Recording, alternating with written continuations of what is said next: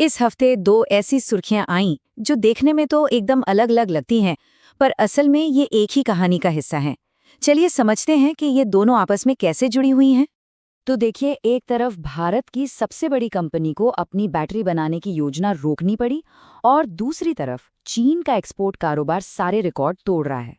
अब सवाल ये उठता है कि क्या इन दोनों खबरों में कोई कनेक्शन है?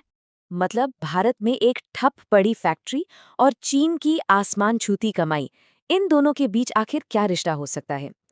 इसका जवाब आपको शायद थोड़ा हैरान कर दे। इन दोनों कहानियों को जो एक धागा जोड़ता है वो है R&D, यानी रिसर्च एंड डेवलपमेंट।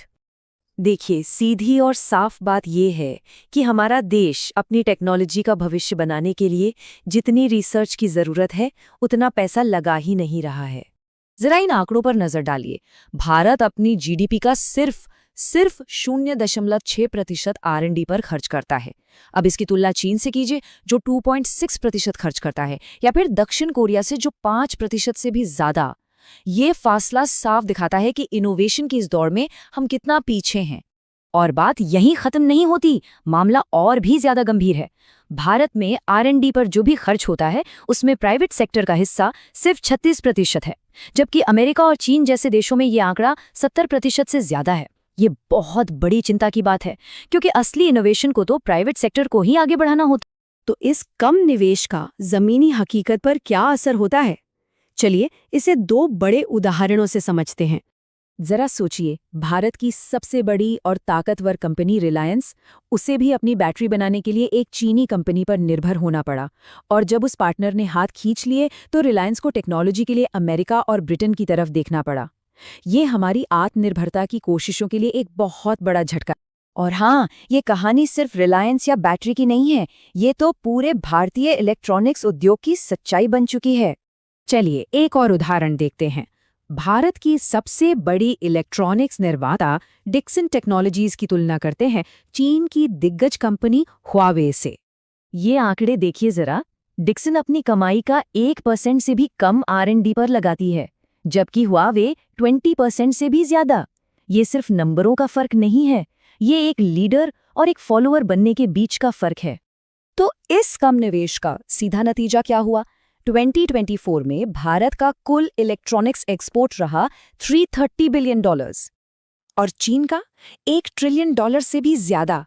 ये सिर्फ एक नंबर नहीं है, ये इस बात का सबूत है कि R&D में किया गया निवेश कितनी बड़ी ताकत बन सकता है।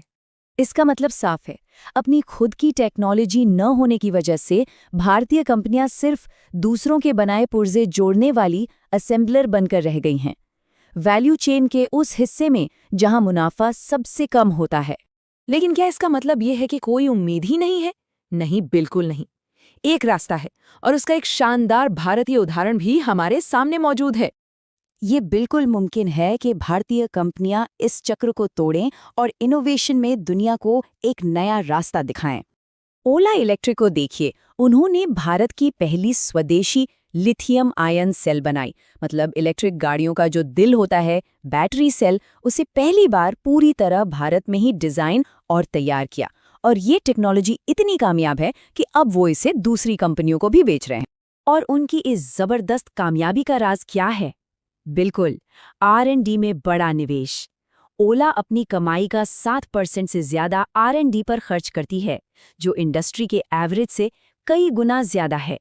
तो ये सब हमें एक बहुत ही जरूरी और बड़े सवाल पर लाके खड़ा कर देता है कि भारत का भविष्य आखिर किस चीज पर टिका है। जैसा कि सोर्स में कहा गया है, जब तक भारत की बड़ी कंपनियां अपनी कमाई का कम से कम 3 से 5% हिस्सा R&D पर खर्च करने का संकल्प नहीं लेती, तब तक भारत वैल्यू चेन में सबसे नीचे ही फंसा रहेगा।